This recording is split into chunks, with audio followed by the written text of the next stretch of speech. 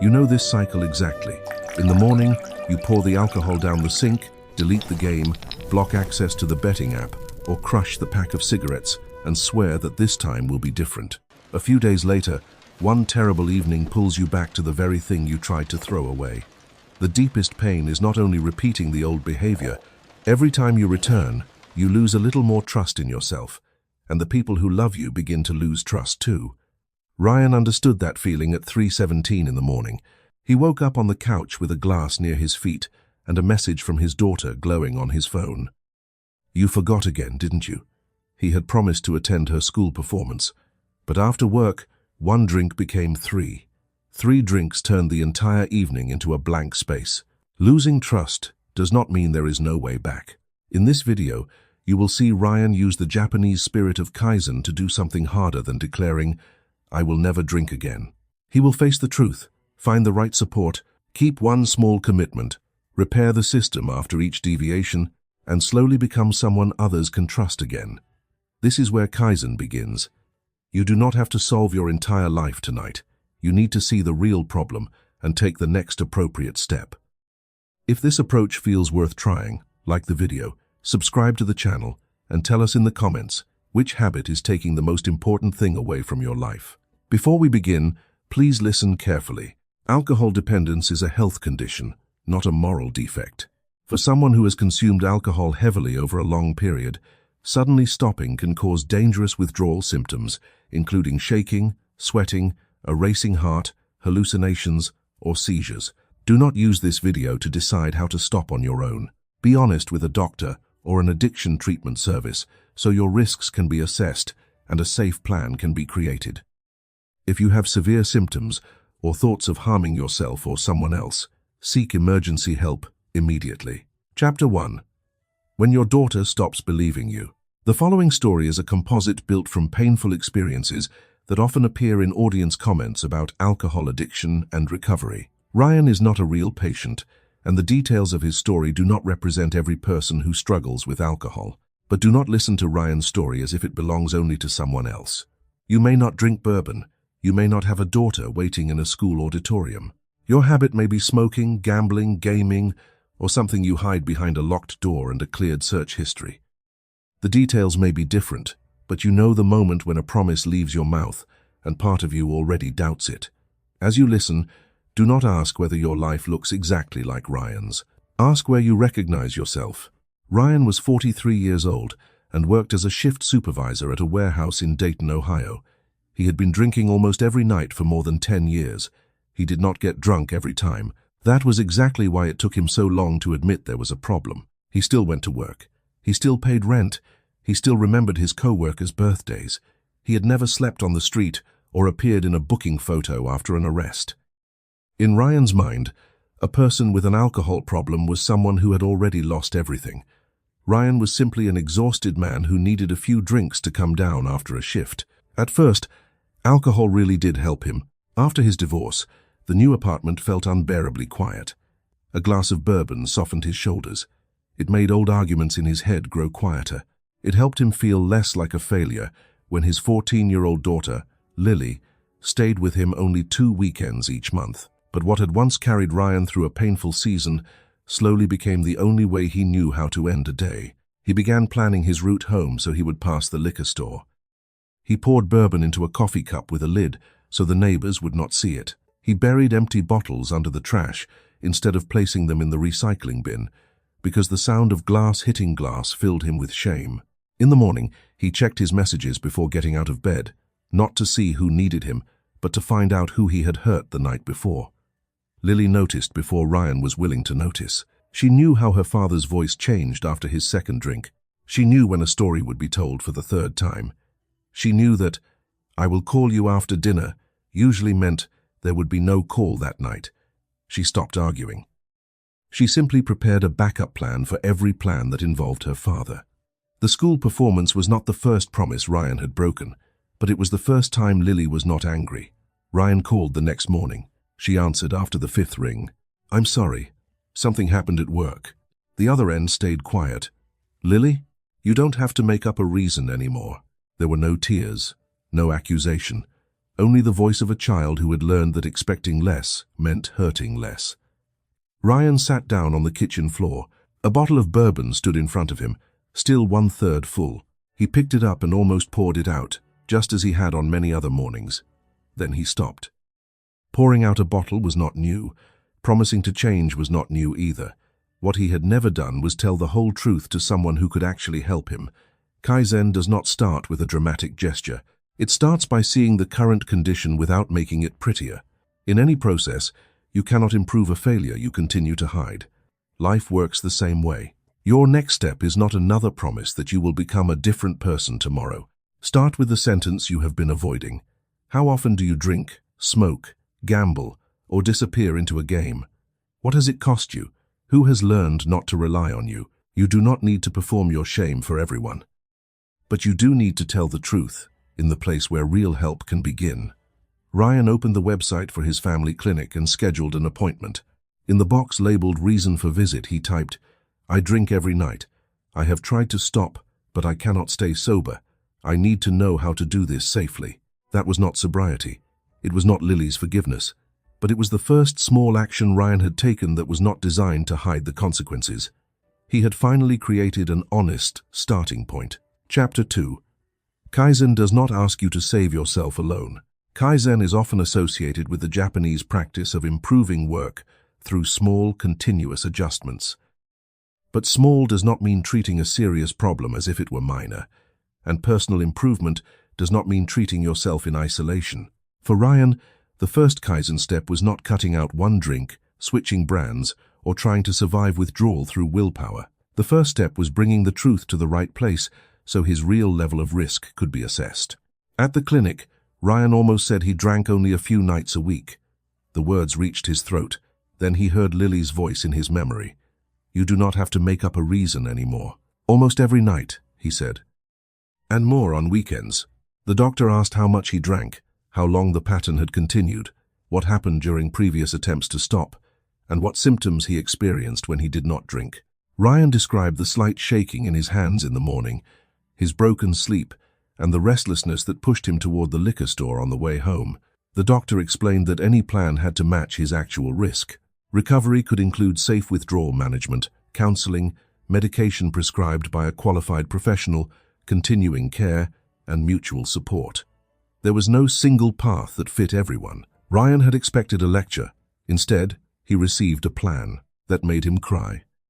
Not because the plan was easy, it was because, for the first time in years, someone looked directly at his problem without calling him a liar, a terrible father, or a ruined human being. Ryan still had to take responsibility for what he had done, but responsibility is different from humiliation. Responsibility asks, what is the right next step? Humiliation says, you are the problem. Following the professional plan created for his situation, Ryan entered the first phase of care with appropriate monitoring. This video cannot and should not describe a personal medical protocol for other people to copy. The important shift was that Ryan stopped using secrecy as his strategy. He told his manager that he needed time to address a health problem. He called his younger brother, Mark, and said, "I do not need you to police me. I need one person who knows the truth and will answer when I want to disappear." Then Ryan did something even smaller. Every morning, he placed a mark on the calendar if he had followed the required step in his care plan the day before. It was not a mark for perfection. It was not a medal. It was simply evidence that one day had been lived differently. The first marks did not feel victorious. Once alcohol was no longer numbing every evening, Ryan slept poorly, became irritated easily, and faced memories he had postponed for years. Some mornings he looked at the calendar and thought, if being sober only makes me feel this bad, what is the point? This is the part many motivational stories skip. Removing a destructive behavior does not automatically produce a meaningful life. It only clears the space where the real work can begin. Ryan still had to learn how to rest, tolerate emotion, repair relationships, and give purpose to the hours he once handed over to alcohol. Kaizen did not ask Ryan to become a new father overnight. It asked him to establish a clear standard for today. Attend the appointment, follow medical directions, attend the support meeting, answer honestly when asked. Do not hide the difficult moment. When a small standard is repeated, The first thing that changes is not your reputation in other people's eyes. It is your relationship with your own word. Chapter 3. The hours your habit used to fill. After the first stage of care, Ryan returned to his apartment on a Friday evening. There was no bottle on the counter. There was no plan for the weekend. The clock showed only 6:12. He had assumed the hardest part would be not drinking. Standing in the silent kitchen, he realized alcohol had occupied more roles than he understood. It marked the end of work. It filled the apartment with noise. It was a reward. It numbed loneliness. It gave him a reason not to ask where his life was going. If Ryan removed the bottle but left every empty space untouched, he would fight the same need at the same hour every day. The same is true for you. If you remove the game but leave 5 empty hours and no way to handle stress, the old need is still waiting. If you block the betting account but keep chasing the fantasy of winning back what you lost, the process is still alive. If you throw away the cigarettes but return to the same break, the same people, and the same tension without a response prepared, you are asking willpower to fight an environment that has practiced defeating you. He opened the notebook suggested by his support team and wrote 3 lines. Time, 6 to 9 in the evening. Trigger, the end of a shift, the silent apartment, the feeling that I do not matter to anyone. What alcohol promises? A lighter mind, something to do, and a way not to think about Lily. Ryan did not write, I love bourbon. Taste had never been the whole problem. He drank because alcohol changed his internal state as quickly as possible. The spirit of Kaizen told him not to repair the entire evening at once. Find the smallest point where the old process begins. That point was the drive from the warehouse to his apartment. Every time Ryan turned onto Salem Avenue, he passed the liquor store he knew too well. No decision seemed necessary. His hand reached for the turn signal almost automatically. Ryan changed his route. The new drive took 7 minutes longer and passed Mark's house. He sent a message first. I will stop for coffee at 6:20. Just 10 minutes. 10 minutes did not cure loneliness, but it broke the first link in the old evening. Ryan no longer moved from work stress to the liquor store in one unconscious motion. The road home was not the only problem. On the last Friday of every month, Ryan's team usually stopped at a sports bar after work. Ryan had always ordered the first round. When he declined, a co-worker laughed. Come on, one drink is not going to kill you. Ryan felt the whole table watching. He wanted to explain everything so they would understand, but he did not want his treatment to become entertainment. With help, he had prepared one sentence. I am dealing with a health issue, so I am not drinking tonight. I will stay for food and leave early. The sentence did not make everyone understand. One person still teased him. 2 others changed the subject. Ryan stayed for 20 minutes, ate, paid his share, and called Mark on the way home. Kaizen did not make him immune to pressure. It gave him a response simple enough to use while he felt embarrassed. Ryan added another standard. Eat dinner before 7. The following week, he added a support call on Friday evening. Each change addressed a specific point he had observed. None of them existed to decorate an imaginary perfect version of himself. Some nights, Ryan still paced through the kitchen like a trapped animal. He opened a cabinet, closed it, checked the clock, and checked it again. The urge was not a polite suggestion. It appeared as restlessness in his legs, heat under his skin, and an argument that sounded completely reasonable. Just one drink. Return to the plan tomorrow. Ryan learned not to debate the urge like a lawyer in a courtroom. He named it accurately. I want to escape loneliness. He contacted Mark or another person in his support system. He followed the response prepared in his plan. Some nights the urge eased. Some nights it remained and required more support. Kaizen never promised that every day would feel easy. It meant Ryan no longer had to invent a solution during his weakest hour. That is the difference between willpower and a system. Willpower asks how strong you are during a terrible hour. A system asks what you prepared before that hour arrived. Chapter 4. How to keep a relapse from becoming another lie. Nearly 3 months later, Ryan learned that the warehouse would be cutting staff. He did not lose his job that day, but no one knew whose name would appear on the final list. Rumors and fear filled the entire shift. On the drive home, Ryan did not follow the new route. He took the old road. When he saw the liquor store, he told himself he was only buying drinks for a weekend party. There was no party. Ryan bought a small bottle. He drank in his car after parking beneath his apartment building. Not because it tasted good, not because he had forgotten what he learned. He drank because, for a few minutes, the fear of losing his job became smaller. Then the fear returned with something else. Shame. Ryan stared at the calendar covered with almost 3 months of marks. In his mind, every mark became a lie. He believed he had returned to the first day. He considered skipping his appointment the next morning because he did not want to tell anyone. Then he remembered how alcohol had survived in his life for years, not only through the drinks, but through everything he hid behind them. Ryan called Mark. "I drank." No long explanation. No but. Mark asked, "Where are you? Are you safe?" That question had to come before any philosophical lesson. Ryan did not drive. He followed the safety plan prepared with his treatment team and contacted the appropriate support provider. The next day, he attended the appointment instead of disappearing. No one told Ryan that the relapse did not matter. It mattered. It had consequences and could become dangerous. But the event was treated as a deviation that needed to be understood, not proof that every previous improvement had been imaginary.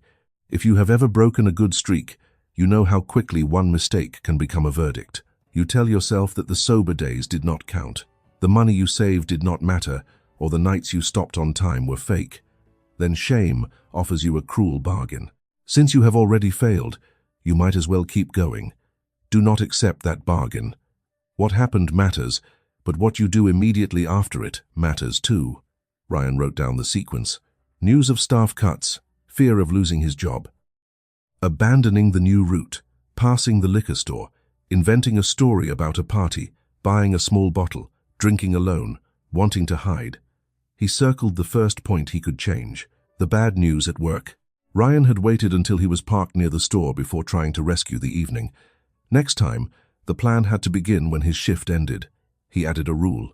After a major event involving work or family, he would message someone in his support system before starting the car, not after the urge reached its peak, before the wheels began moving. But finding the point to repair did not mean Ryan had dealt with everything the relapse had left behind. The next morning, he still had to face the consequences. Chapter 5. The morning after you slip. Ryan had spent money, missed a call with Lily, and frightened Mark. Saying that setbacks can happen during recovery could not become a blanket thrown over those consequences. Ryan apologized without asking anyone to make him feel less ashamed.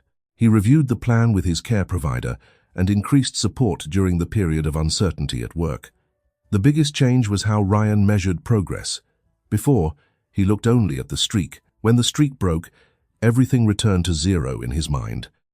Now he also measured how quickly he returned, how honest he became, and which protective steps he completed.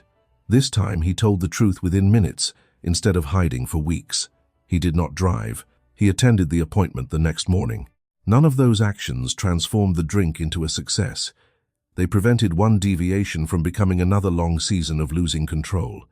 The calendar still had one square that looked different from the rest. Ryan did not tear out the page. He used it as a reminder that the system had to function during terrible days, not only during peaceful weeks. An honest calendar was worth more than a perfect streak protected by lies. That was Kaizen in recovery. Do not romanticize a relapse. Do not use forgiveness to avoid responsibility. Do not use shame to destroy what is being built. Observe the deviation, protect safety, tell the truth, repair the system, and return to care. Ryan had not lost 3 months of progress, but he could not use those 3 months as a reason to minimize one drink. Both truths could exist at the same time. That evening, Ryan sat at his kitchen table with the small bottle in a paper bag. He did not keep it as a test of strength. He followed the disposal guidance in his plan and removed it from his environment. Then he looked at the missed call from Lily. His old instinct was to send a long apology before she could ask what happened. The apology would have relieved his guilt, but it would also have made Lily carry the weight of comforting him. Instead, Ryan called Mark and said what he was actually afraid to admit. "I know how to fix the drive home. I do not know how to repair what this does to her." Mark did not offer him an easy answer. "You cannot make her trust you tonight. You can make sure tonight is the last thing you hide." Ryan saw a weak point in his system. He had prepared for the urge, but not for the shame that came afterward. Shame made him isolate, delay appointments, invent explanations, and make promises he could not keep. His plan needed to protect the morning after too. With his care provider, Ryan created a short response for that moment. Confirm his immediate safety. Tell the truth to the appropriate person. Return to care without delay. Record what happened while the details were clear. Address any harm without demanding forgiveness. The steps were simple enough to remember when his mind wanted either punishment or escape. Chapter 6. Why your apology is not enough. During the first months, Ryan often wanted to call Lily and describe everything he was doing. He wanted to tell her about the appointments, the calendar, the new route, and the time he drank but refused to hide it. Part of him hoped his daughter would listen and say, "I am proud of you." Recovery did not give Ryan the right to demand trust at the speed he wanted. Your effort does not create that right either. You may be working harder than anyone can see, and the people you hurt may still keep their distance. That can feel unfair when you desperately want proof that your change is working. But their caution is not an attack on your recovery. It may be how they protect themselves, while they watch whether your new behavior survives disappointment, boredom, pressure, and time. He had used promises too many times. Kaizen now had to show up through small actions repeated over time, without demanding an immediate reward. Ryan began by calling at the exact time he had promised. If Lily did not answer, he did not send 5 emotional messages. He left one. "I called like I promised. You do not have to call back right now. I will try again next Sunday." He called the next Sunday, and the Sunday after that. When Lily agreed to lunch, Ryan arrived 10 minutes early. He did not begin with a speech about how much he had changed. "I am sorry I missed your performance," he said. "I lied when I said something happened at work. You do not have to forgive me today. I am getting help, and I will let my actions say the rest." Lily looked down at her soda. "You have said things like that before." "I know." It was the hardest and most honest answer Ryan had ever given. No argument, no list of achievements, no demand that a child take care of an adult's emotions. Ryan also had to learn that repairing the relationship did not mean turning Lily into the supervisor of his recovery. He did not call her whenever an urge appeared. He did not share details that forced her to worry about whether her father was safe. Those responsibilities belonged with his doctor, his support system, and the adults who had agreed to support his recovery plan. With Lily, Ryan's responsibility was simpler and harder. Tell her the truth without burdening her with details she should not have to carry. Respect her boundaries. Arrive on time. Accept that she might still be angry. When Lily cancelled one lunch because she had plans with friends, Ryan did not turn it into proof that his work was meaningless. "Okay, have fun," he replied. "I will call on Sunday like we planned." This was Kaizen too. Ryan could control whether he showed up, told the truth, and kept his word. He could not control when Lily trusted him. He learned to do the right thing as a standard, not as a transaction for forgiveness. Each call made on time did not erase the performance he missed. It stopped him from creating another identical wound. Trust began returning this way, not because Ryan argued that he was different, but because Lily no longer needed a backup plan for every promise he made. Months passed. Ryan continued treatment and support. He was not perfect. Some days he felt angry. Some nights he dreamed about drinking. Some sessions he wanted to sit without speaking. But he attended. He told the truth. He repaired the points that made returning to alcohol more likely. Chapter 7. The Seat in the 6th Row. One spring evening, Lily had another school concert. Ryan wrote the date in 3 places. He confirmed transportation. He told someone in his support system that the event made him feel both excited and afraid. He did not treat arriving as a test of willpower. He prepared like someone who understood his vulnerable points. Ryan sat in the 6th row before the lights dimmed. When Lily walked onto the stage, she looked across the room. Her eyes moved past him, then returned. She did not smile broadly. She did not run down and hug him. She gave him a small nod. To anyone else, it was almost nothing. To Ryan, it held every appointment he attended, every call he made on time, the relapse he admitted, and every evening when he refused to disappear. Kaizen rarely creates a movie scene where every wound is healed at once. It creates something slower, enough evidence for someone who has been disappointed to risk trusting you a little more. Chapter 8. One system for every habit you want to break. Ryan's story centers on alcohol, but the system he learned does not begin with a bottle. It begins with the truth. You cannot improve what you continue to minimize, whether it is the number of drinks you consume, the cigarettes you smoke, the money you lose, or the hours that disappear into gaming. After telling the truth, you need to choose the right starting point. For Ryan, that meant a medical assessment, because suddenly stopping alcohol can be dangerous. For smoking, gambling, or gaming, your starting point may require professional support, honest records, financial barriers, or another person who knows what is happening. Kaizen does not ask you to repair your entire life at once. It asks for a change that touches the real link. Change the route. Prepare a response for the hour you usually smoke. Make money or a betting platform harder to access in a single impulse. Do not begin a new match after the planned stopping time, but a small step does not mean handling everything alone. The level of support must match the danger and consequences of the problem. The system will eventually be tested. One cigarette after several weeks, one deposit into a betting account, one night of gaming until morning, or one night of drinking after a period of sobriety must all be taken seriously. They do not carry the same level of danger. They do present the same choice. Hide the event and allow the behavior to regain momentum, or tell the truth early enough to protect safety, understand the deviation, and repair the system. That is the complete Kaizen cycle. See the current condition, choose the appropriate step, keep a realistic standard, observe the deviation, repair the weak point. Return. Not to become perfect, but to keep one terrible day from erasing everything you have built. Do not use Ryan's story to compare pain. Maybe you have not missed your child's performance. Maybe you have lost far more. Your family may still be beside you, or someone may have needed to leave in order to protect themselves. Recovery does not guarantee that every relationship will be restored. It does not erase consequences. It does not force anyone to forgive. It gives you the opportunity to stop creating more empty promises. You do not have to prove your worth with one grand declaration. Take the next safe step.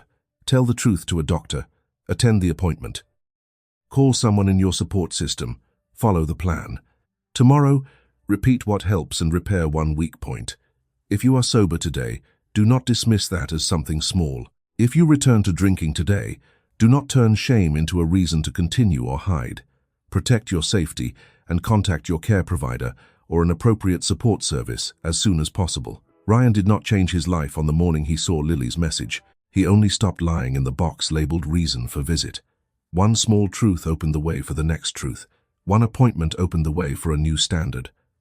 One admitted relapse opened the way for a stronger system. Months later, a nod from the stage showed that trust can return the same way it was lost, a little at a time. Comment the next appropriate step you will take within the next 24 hours. You do not need to tell your whole story if you are not ready. Just name the action. Schedule the appointment. Tell the truth. Attend the support meeting.